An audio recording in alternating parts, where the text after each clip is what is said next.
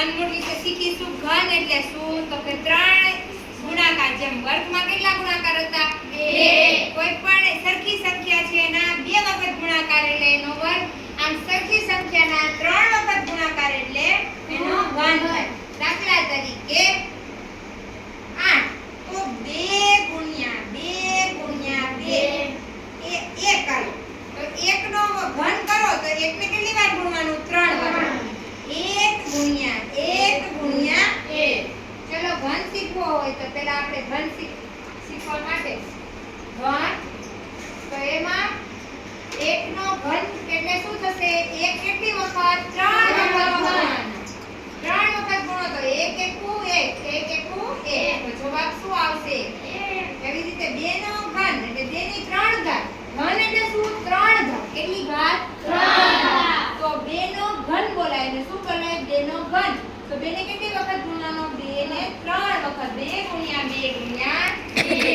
2 દુ 4 4 દુ 8. એવી રીતે આમ સાંકળ બનાવીને ગુણાકાર કરવાનો છે. એવી રીતે 3 નો ઘન કીધો હોય તો 3 ને કેટલી વાર ગુણવાનો? એક વખત, બીજી વખત અને ત્રીજી વખત.